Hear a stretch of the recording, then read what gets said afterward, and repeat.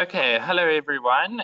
Good morning, good evening, depending on where you are in the world.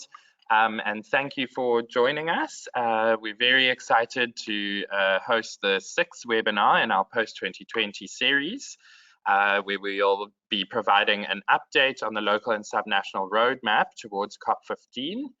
And we'll be looking at, firstly, what has taken place in the last few weeks and months, and then secondly, look to the future and get a few updates of some exciting things that are happening in the space. So before we start, I think just to let everybody know, this webinar will be recorded and the recording will be made available to all those who have registered. And we will have a time where we will open to the floor for discussion and questions. This will take place at the end of the webinar once all 4 of the presenters have spoken. We will then open it up. There are 2 ways in which you can ask questions. Both are in the panel on the right. You can either raise your hand to speak, or you are welcome to post a question in the discussion box. So just a very warm welcome to everyone, and thank you for joining us. On today's agenda, we have Ingrid, who's the Senior Manager of Biodiversity and Nature-Based Solutions in Ickley City's Biodiversity Centre. And Ingrid is going to give us a general update on what's taken place in the past few weeks, including the UN Climate Summit and a few exciting announcements that have taken place. Then we will have a pre-recorded presentation by Oliver Hillel from the SCBD on some updates on the CBD process towards COP and a few ways for local and subnational governments to get involved. We will then hand over to Renata Gomez, who has presented on a few of these webinars. So thanks, Renata. We really appreciate you coming back and presenting. And Renata is going to give us an update from the Advisory Committee on Subnational Governments and how the work that Regions 4 is doing aligns with local governments as well. And then after that, we are very excited to have one of our interns, Vanessa, with us. And she is going to give us some feedback from a very exciting event that took place last week. And it's the first of a series of national local dialogues that was held in Lilongwe between the Malawi national government and the cities in Malawi. So that is an overview of the agenda, and at the end, as I mentioned, we will have some questions and discussions. So I think without further ado, I'm going to hand over to Ingrid for her update. Thanks, Ingrid. Thank you very much, Tim, and hello to everybody. So I'm going to actually speak about a couple of events that have been quite big milestones on the climate and the biodiversity calendar that have taken place in the past couple of weeks. And these events are quite significant in the sense that they show how strong the linkages are between the climate and biodiversity agendas, and how concerted the efforts are of the various levels of government, from international right down to the subnational and local levels of government, in addressing the dual crises of biodiversity extinction and climate change in a very integrated and collaborative way. So just before I do that, just to locate ourselves in terms of our roadmap, we're at the 6th webinar, and you can see we're heading towards the end of the year. And the month of September has been quite a busy month in that there's been this huge United Nations meeting where there was the Climate Action Summit. There's also a Ramsar meeting, which I'll talk about a little bit later. And we're heading forward towards the next big milestone, which will be in November, where there will be the SABSTA and Working Group 8J meetings taking place in Montreal. So the first thing I want to talk about today was an announcement that was made on the 21st of August by the Ickley Secretary General, Lord Mayor Ashok Sriraran of Bonn, where he announced that Mayor Valerie Plante from the City of Montreal will be taking up the role of Global Ambassador for Local Biodiversity going forward, and she will spearhead the ICLEI campaign for the local and subnational government constituency as we move closer towards the COP15 in Kunming, China next year, but also beyond, because I think we all understand that things will not end in Kunming. In fact, that is the beginning of the new global biodiversity framework. And Mayor Plant, in taking up this role, has emphasized a couple of things. I mean, I think the first message that she made was, or one of her key messages was, that nature underpins our very existence and the livelihoods of people that live in cities, in city regions, in the rural areas around cities, and that if we don't look after nature, if we don't have clean air, clean water, land with arable soils, vegetation, and animals and insects, our whole livelihoods will collapse, our economies will collapse, and the well-being of urban communities will collapse. So she's really stressed the importance of nature in our lives.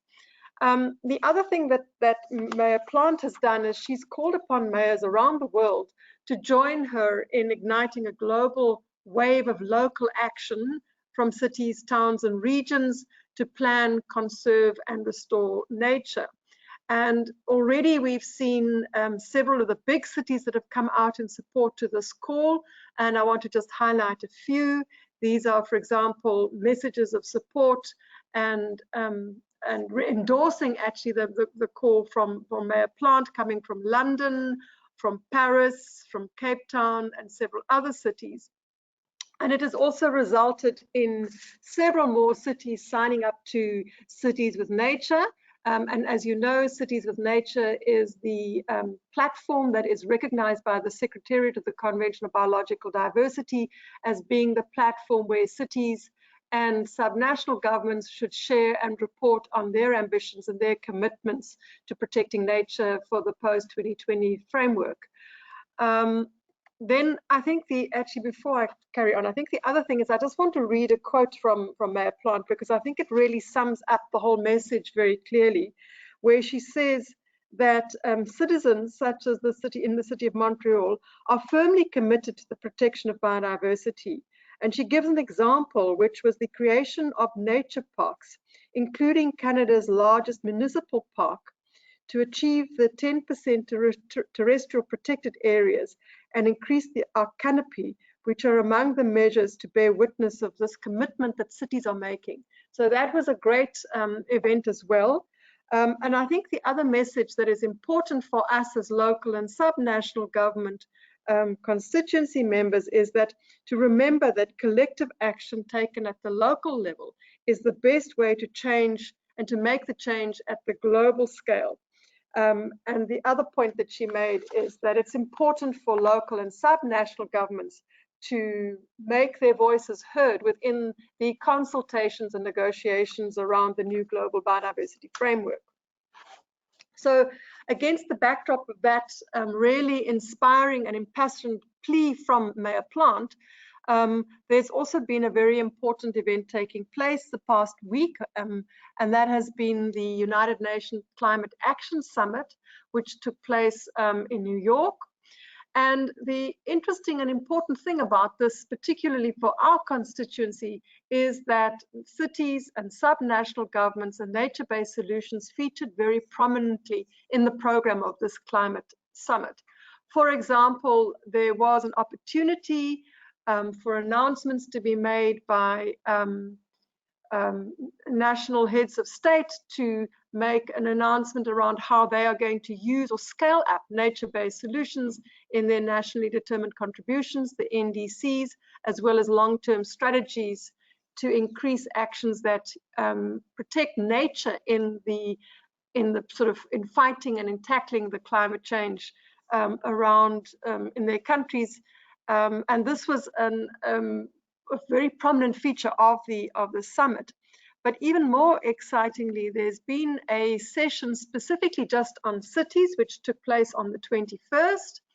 And this included also a session on nature-based solutions, which was in the form of a moderated panel discussion. And the panel discussion consisted of representatives from national governments, specifically from New Zealand and from China, if I remember correctly, but then also several mayors. There was the mayor of Tirana from Albania. There was a mayor from Manaus in Brazil. And it also included international experts in the field of local and subnational governance and biodiversity, and civil society representatives, including the Secretary General, Gino van Begin from ICLEI, who was also a participant in that panel discussion.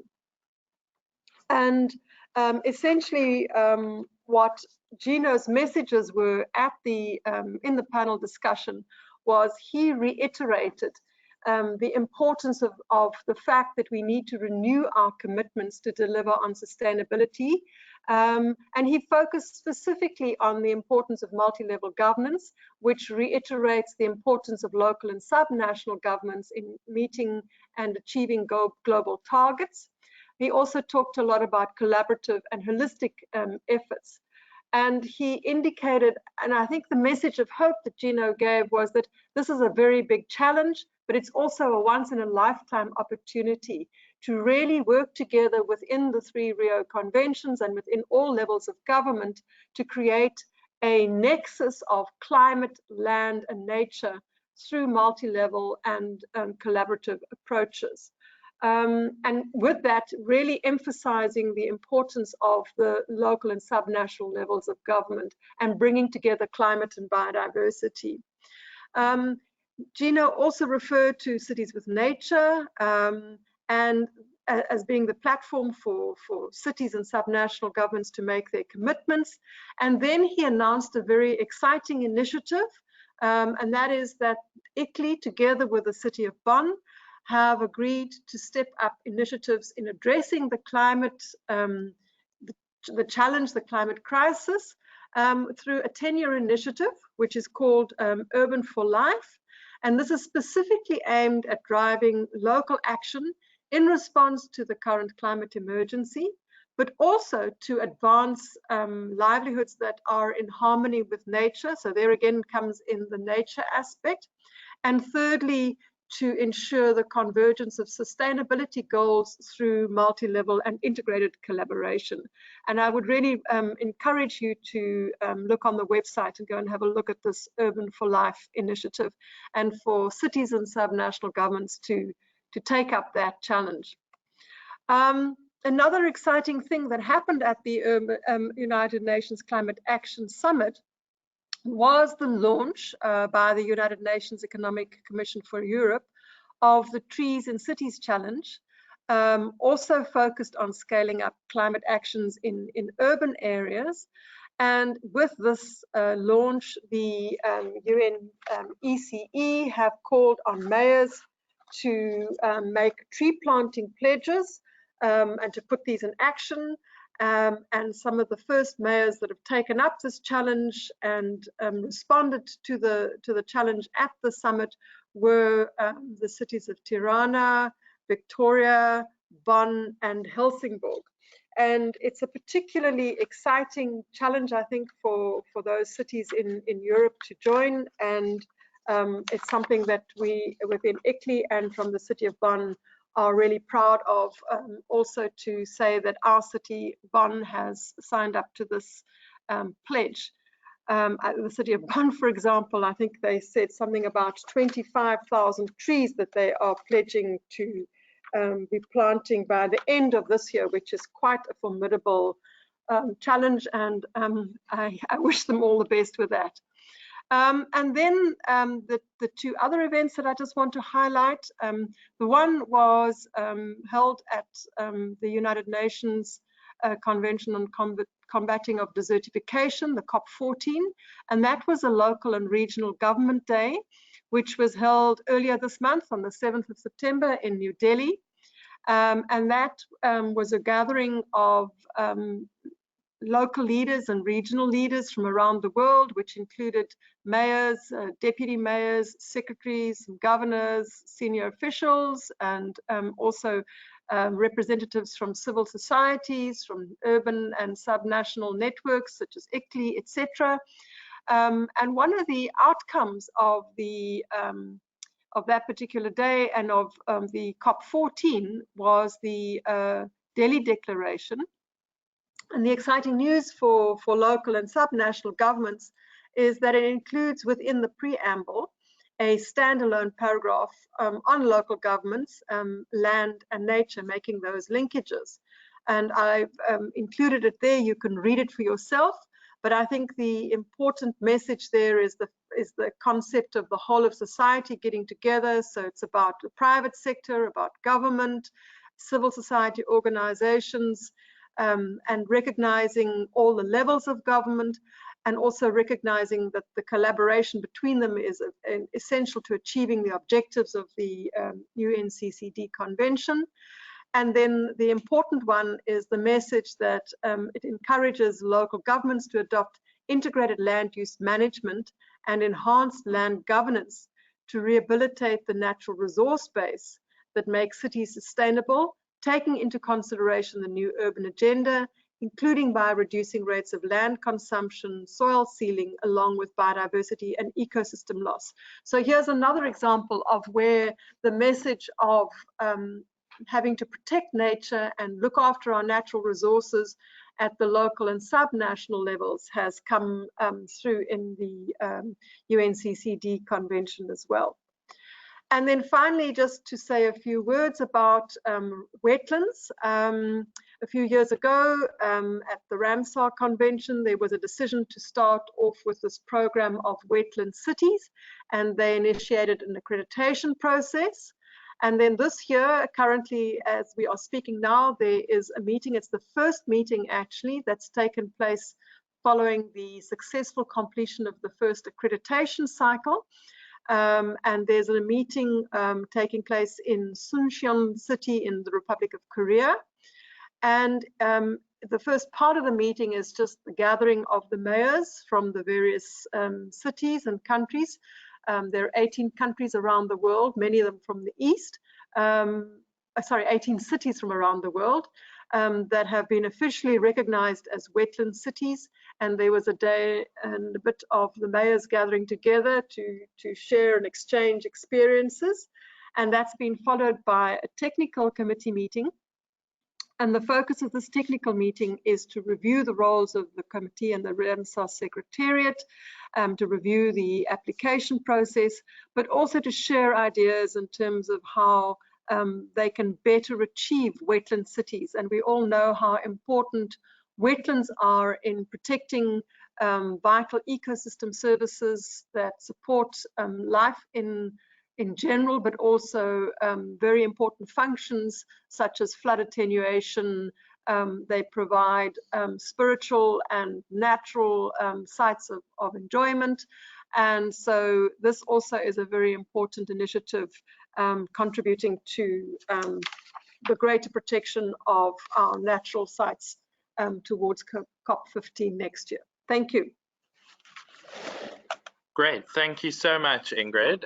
It's exciting to see all of this coming together and so much happening in the space. And I think specifically exciting to have this nature-based solutions tracked in the UN Climate Action Summit.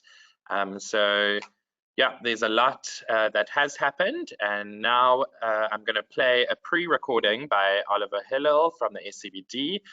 He's going to give us a bit of an update from the CBD's point of view, and a few upcoming events to watch out for and ways for local and subnational governments to get involved. So Oliver couldn't join us in person, but here is his recording. Good morning or good evening to all our participants. This is Oliver Hillel calling from the Secretariat of the Convention on Biological Diversity in Montreal. And I'm very glad to contribute to the 6th webinar that is being organized by ICLEI to discuss the opportunities for local and subnational governments in the process towards the post-2020 global biodiversity framework of the Convention on Biological Diversity. What I'd like to share with you today are a few updates on some processes in the CBD, and also kind of give some suggestions in terms of how local and subnational governments can contribute to this process, and also how they can benefit from the engagement in this process. So the first update is just to say that the last week we had here in Montreal a meeting of the co-chairs of the post-2020 Global Biodiversity Framework with our colleagues in the Secretariat. And while the contribution of local and subnational governments, as you know, through the participation of ICLEI and Quebec and Regions 4 in the meeting of the open-ended working group in Nairobi, the first meeting at the end of August, that meeting really drove home the importance of local and subnational governments in the post-2020 framework. But the problem is that parties and the co-chairs are still struggling to come up with a format for what this framework would exactly look like. What are the apex targets? What is the vision? There's a lot of discussion on the elements, but there is also a difficulty to go ahead. So the first thing I wanted to say is this is the moment for local and subnational governments to position themselves more strongly. And of course, I want to reinforce the importance of ICLEI's Cities with Nature initiative as a commitment to, because the point is this, parties and our partners are being asked to make concrete commitments from here until COP15 to the so-called Sharm to Kunming action agenda on nature and people, for nature and people. So what I'm saying is basically I invite, with ICLEI and its partners, I invite everyone to, in the community of local and subnational governments, to make more concrete proposals towards that framework. We need to gather political momentum. We need to show cards. We need to tell parties, look, this is what we can do. But in order to do that for biodiversity, to help you reach the objectives of the convention, we need you to play these and these and these roles. And of course, in this webinar, there will be also some update on ICLEI's 10-point proposal, which contains already some of those rallying points. But basically, we need to see cities and local governments and subnational governments take more position in that.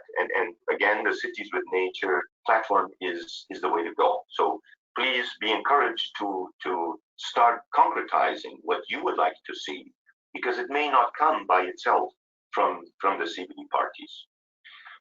And also in that sense, it's also important to note that as a recent progress, the government of China has chosen the theme for the 15th conference of the party. So the Secretariat was in Beijing and Kunming, met with the government of China, particularly the Ministry of Environment and Ecology, and that the COP15 organizing committee has been set up. It's made up of about 80 Chinese organizations, and it coordinates with the Secretariat. And the theme for COP15 has been defined as ecological civilization, as a way to propose living in harmony with nature. Now, I want to recall that living in harmony with nature is the 2050 vision of the Convention on Biological Diversity. So I cannot underemphasize or overemphasize actually how important this theme is for local and subnational governments. Because you see in COP13, the parties decided to look at mainstreaming and chose the sectors that most directly impact biodiversity. All the while, of course, already in Cancun, we had a very strong presence of subnational and local governments. And so this was a good combination. And in COP14 in Egypt, we looked at the indirect sectors that cause an impact on biodiversity. And again, we had a very strong and clear acknowledgement of the role of some subnational and local governments. So now the theme of COP15, which is ecological civilization, I really encourage all of you to look at what that means without any prejudice or bias. What it basically means is integrating those sectors and all the vertical mainstreaming and horizontal mainstreaming in a whole of government approach towards a kind of a civilization that has nature as its core. So as a rallying theme, it's very important. And I do not need to remind you that China is a country that is urbanizing at a tremendous rate, and it is one of the countries in which the nexus point of sustainable cities that has been evidenced in the IPBS report is strong also to them. They understand that cities and subnational governments will play a tremendous role in the post-2020 framework, and that theme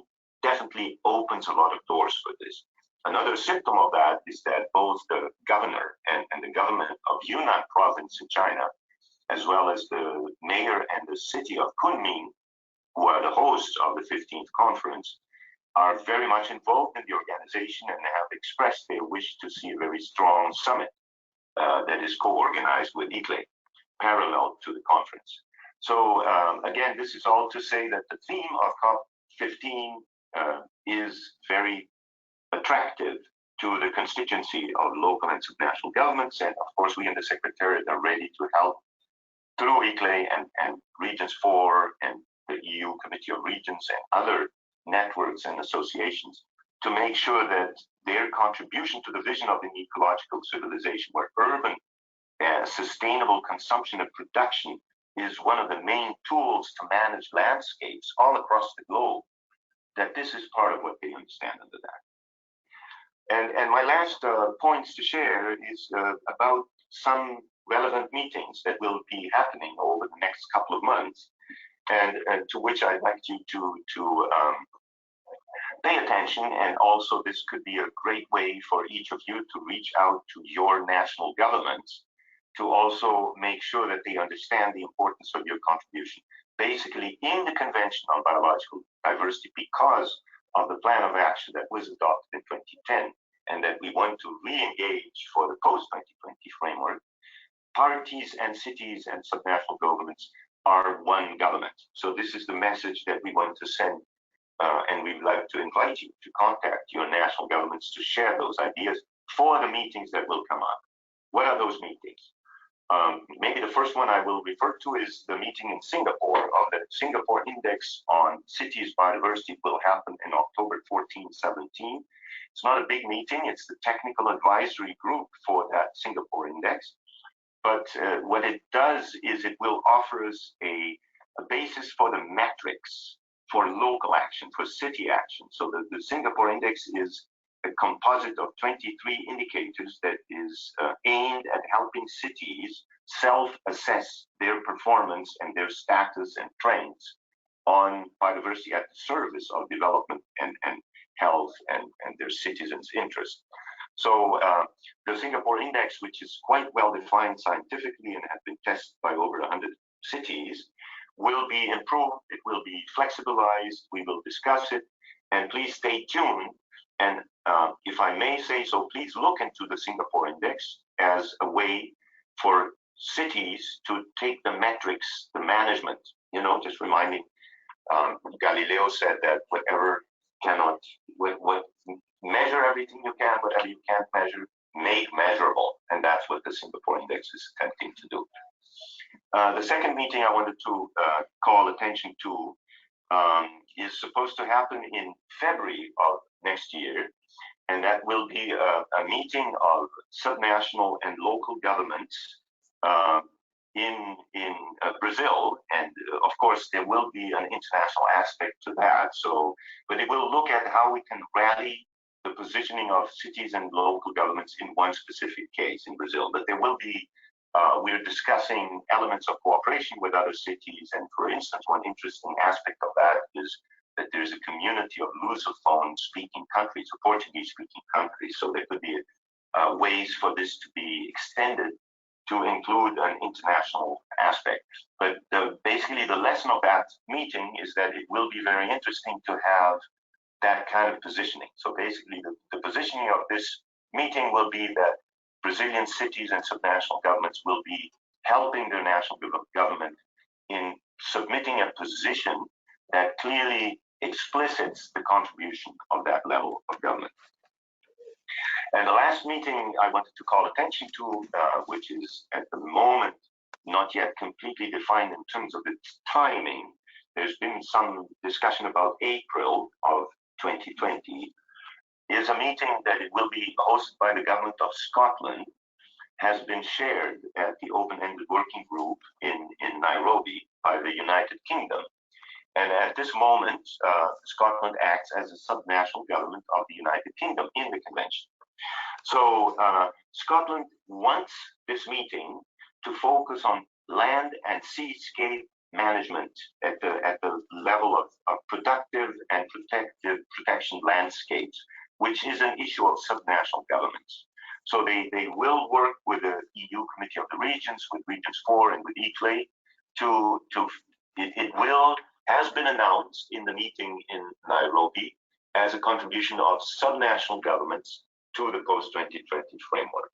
So those are the basic ideas I wanted to share with you, and I'm very sorry I could not be with you in person, but through ICLEI, I'm very open to responding to any of your questions, and my ICLEI colleagues can also give you and share with you my email if you'd like to have any complimentary comment to this discussion. So thank you very much for your attention. I look forward to hearing more, and I wish you a good rest of the seminar.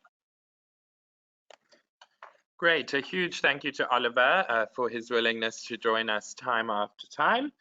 And we will certainly share Oliver's contact details in the follow-up email after this webinar for anyone who's interested in getting in contact with him. To move on, we are very grateful again to have Renata Gomez with us. And she's a policy officer at Regions for Sustainable Development, previously NRG for SD. And Renata has got a presentation planned for us with a bit of an update on the Advisory Committee on Subnational Governments and alignment with local governments. So Renata, over to you. Thank you very much, team, and welcome everyone to this conversation. Like Tim just said, I will be delivering some updates on the Advisory Committee as well as, and if you move to the next slide, I have a little, yes, as well as I will share the contributions that the Advisory Committee has made to the CBD process on the creation of the post-2020 Global Biodiversity Framework. And finally, I will share some of the spaces in which we are collaborating with other subnational networks and with our local partners. So I would like to start by recalling our conclusions from the first open-ended working group meeting. As Oliver Hillel very well said, there was a general expression of support for having the post-2020 framework be developed and implemented, of course, in a participative and inclusive manner, of course, including subnational and local authorities, which is very, very positive. As Oliver said, we are in the verge of a moment in which we have received the recognition of the on-the-ground action that we are doing, and it has to be better recognized, encouraged, and supported, of course, but the propositions and the proposals of how this collaboration should look like should come from us, from regional governments, from local governments and cities, and I believe that from the Advisory Committee's point of view, this is exactly what we're doing. So firstly, we proposed to renew, expand, or update the plan of action on subnational governments, cities and other local authorities for biodiversity that was endorsed at COP10 many years ago, and that will see its ending in 2020. So this is rather an urgent matter for us as a constituency. We believe that, of course, like we have mentioned in the past, we have proposed to the CBD and the parties to the convention that the structure of the new biodiversity framework should include, of course, the role and contribution of subnational governments as key in the implementation of any biodiversity convention or goal or target. We also believe that as negotiations progress and the structure of the framework starts to take shape, I believe subnational leaders can expect to be better included. However, like I said at the beginning, we should start pushing our message forward. And what comes straight after this slide is also the way we have been pushing this message forward. So straight after the open-ended working group meeting, the advisory committee gathered to respond to CBD notification 2019/075, which was the one that invited stakeholders to send proposals on the structure of the global framework. So we did that, and we basically sent these 4 messages in this particular contribution that we did.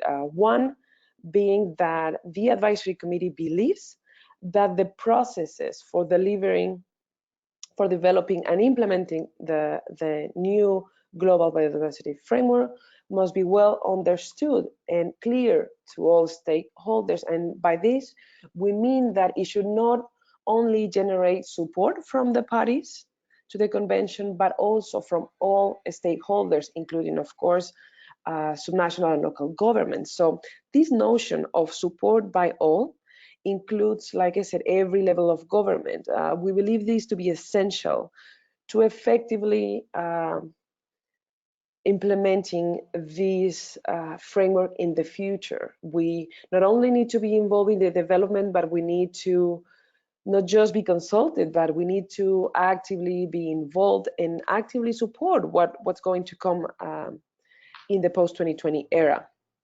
Secondly, we emphasize that the structure should also include the role and contribution of subnational governments, and especially what we do on the ground and in relation to the usefulness of subnational governments as the link between national and local governments. And this, of course, speaks to having a clear consideration of the importance of vertical mainstreaming and cooperation with subnational governments and every level of government. Finally, we submitted the message and the recommendation of the Advisory Committee on Subnational Governments to gain official status in negotiations under the CBD.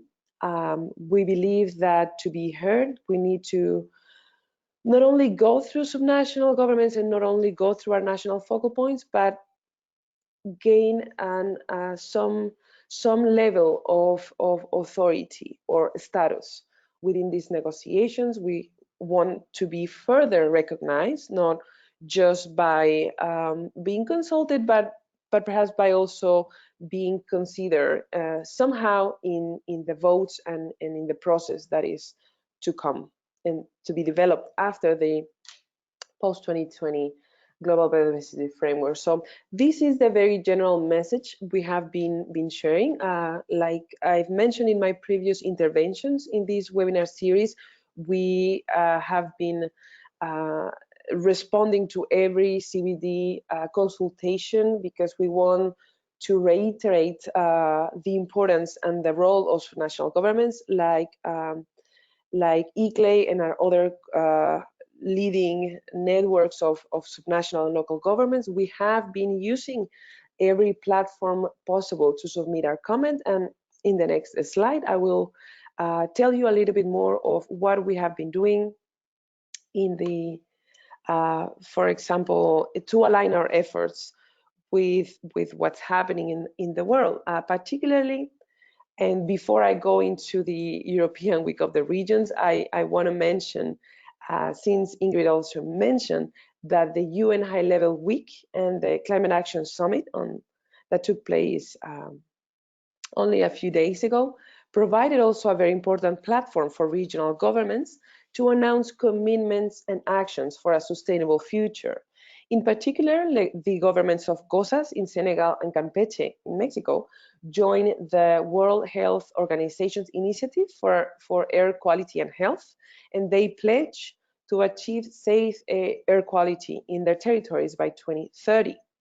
Additionally, the region of Catalonia is also among the 10 regions that supported the Climate Ambition Alliance to upscale action by 2020 and achieve net zero CO2 emissions by 2050.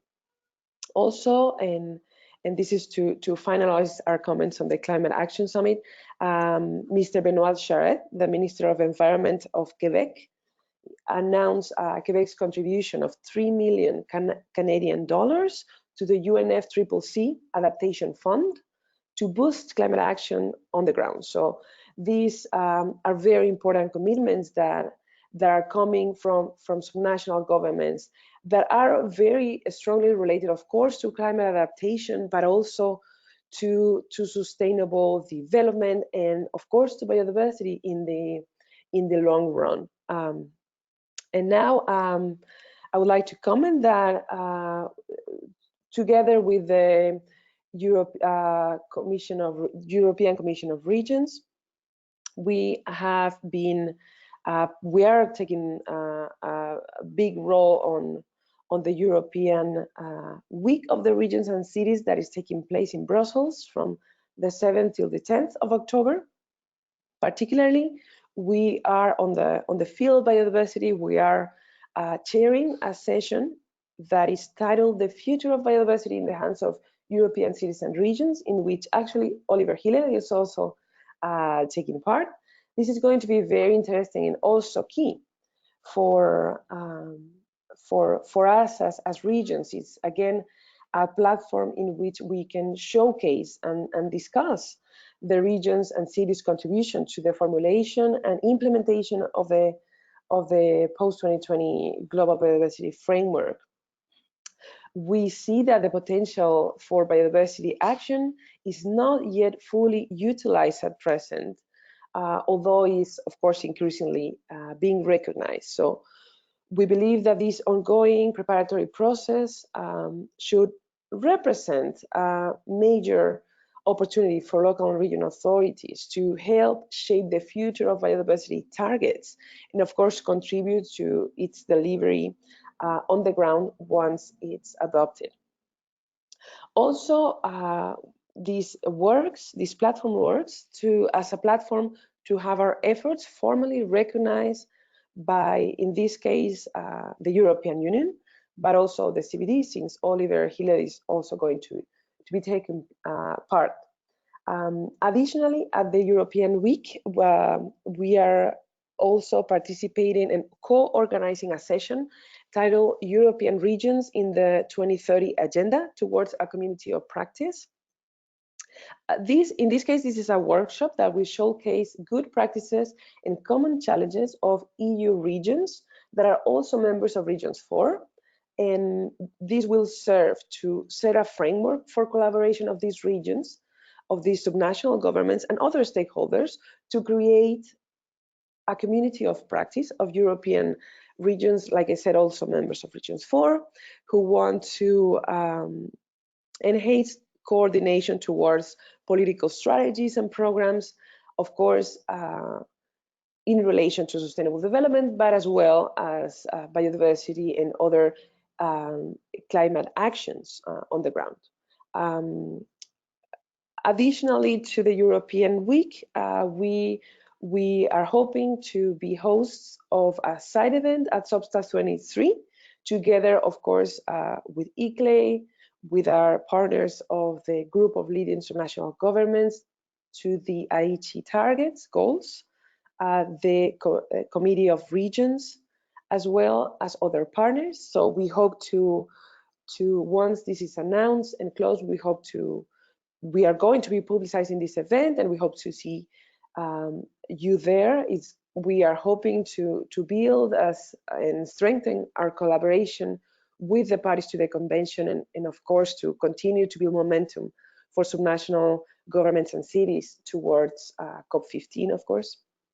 And finally, we are building together with ICLEI and other partners a very strong unified message that is coming from our constituencies, and that ICLEI prepared the first big draft, is the 10-point framework document, and that we are building upon and creating together as a way of showing like I said, a unified message coming from all our constituencies.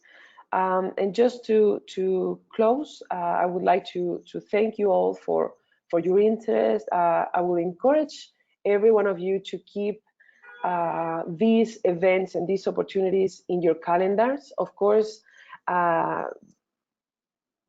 send us a message or send us your comments in the next slide.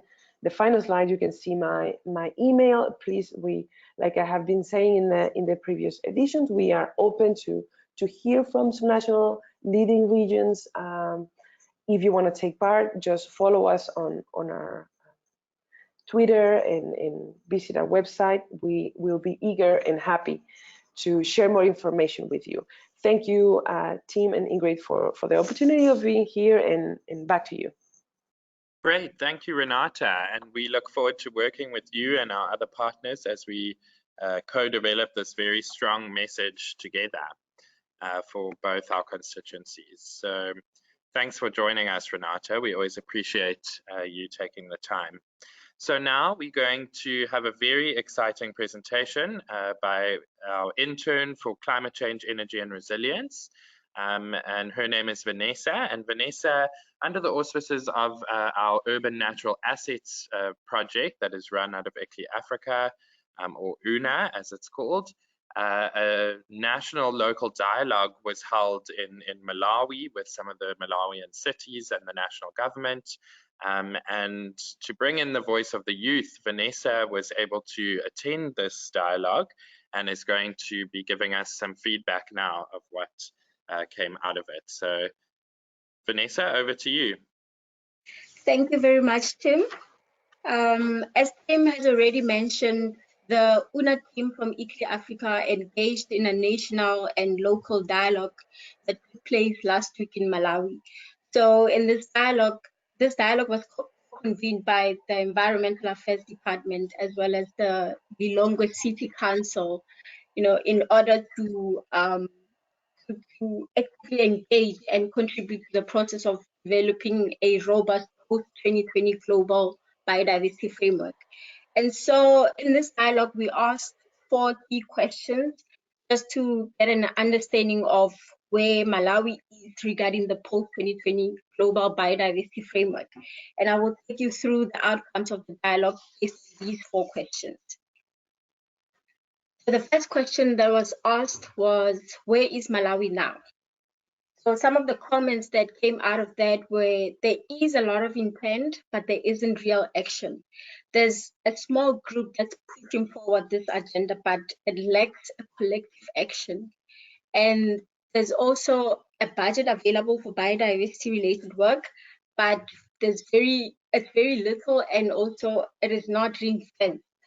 Basically, the budget that's set for biodiversity it's normally taken and used for other activities that are considered to be of high priority. So the country is mostly reliant on external donor funding to undertake their biodiversity activities. And the other point that was made is the biodiversity management and loss is not yet considered. It's not yet part of the general idea. So people don't see it as a priority, and they don't see it as a priority like HIV or malaria in the country. So they do not put so much focus on biodiversity.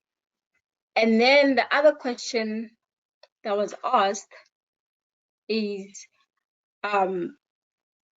where does Malawi want to be? So they want central government to manage the issues by releasing a statement where all stakeholders are sensitized to biodiversity issues. So they want biodiversity to be campaigned the same way they campaign HIV as well as malaria. They want full participation by the community. They want to improve collaboration between different cities in Malawi, within the region as well as outside the region. They also want to improve biodiversity in the education curriculum. It is there, but they want it to be improved, and they want it to begin from primary school. And the third question that was asked was, how will Malawi get there? They want to get there by establishing education programs. They want to improve the enforcement laws, and this is linked to capacity building and improving motivation. They want people to take ownership. They also want to improve statistics to help with refocusing. So this is more emphasis on how they're going to take the information forward, mainstream it into other strategies. They also want to influence political will. They want to have political buy-in, because politicians are the ones with the most influence, and they want to have them, being part of putting forward biodiversity work. And the last question that was asked was, what are the needs and the expectations that should be considered by the CBD as well as supporting partners? So they need support. They need the CBD and supporting partners to support with programs that synthesize top-level politicians. As I mentioned earlier on, politicians, they have the most influence, so they really need help with programs that can encourage political buy-in. They also would like the CBD and supporting partners to provide a space where cities can come together, critique the 2020 targets that are being proposed, and not just the space to influence the global framework. They also want these targets and these commitments to be reframed into an easy to understand language. This is basically with an emphasis on how to achieve them and make it as easy as possible for politicians to embrace them and be able to implement them. And lastly, they would like for these targets to bring benefits to today. So what they are saying is the targets are currently not reaching the current generations. They want support to bring the benefits closer to home, so people can value the protection today and not just for the future. So that's the summary of the outcomes from the dialogue. And if you would like to know more about the outcomes, we will post them on the UNA website as well as the local and subnational government engagement platform. Thank you very much, Tim. Awesome. Thank you, Vanessa, and thanks for joining us. We really appreciate your involvement and your feedback from what seems to have been a very exciting session. And I think this is the first step in gathering the voices that are emerging, specifically from cities that we are working in. Yes. So at this point, before we close, we just want to open the floor for any questions or discussions, points of discussion. So if there's anyone on the line who would like to raise any question or start a discussion, you are welcome to now. And as I mentioned, there's two ways you can do it, either by raising your hand on the right or by typing a question in the questions box. Okay, there's a question coming from Ingrid, so I'm just going to hand over to her quickly. Thank you. Vanessa, my question is directed to you. I just want to find out from you, the people that attended the workshop, can you just describe to us, who they were and what their sort of role in Lilongwe are? So were they officials, were they community people, etc.? So thank you very much for that question, Ingrid. It was mainly national and local government officials. So we had people from environmental affairs that were environmental officers and directors as well. But there were no community members, there were no private sector people, it was just local and national government representatives. Thank you. Are there any other questions at this time? Okay, I think with that, we will close the webinar. As we've mentioned, our contact details will be made available, as well as those of all the presenters for questions to be had at any time. And we will follow up with an email that will give the resources that have been mentioned on this call, specifically the outcome statement that Vanessa mentioned, and the presentation itself, as well as the webinar recording, will also be made available. So, oh, sorry, Ingrid is mentioning now that the outcome statement is already on the website. So, yeah, we will send links to the post-2020 engagement platform, as well as a few other resources in the follow-up email. So thank you to everyone for joining us. We really appreciate you being here. And for your consistent commitment to this process. And we will see you again. The links to register for the next webinar are also available on the engagement platform. And we look forward to seeing you then. So thanks, everyone.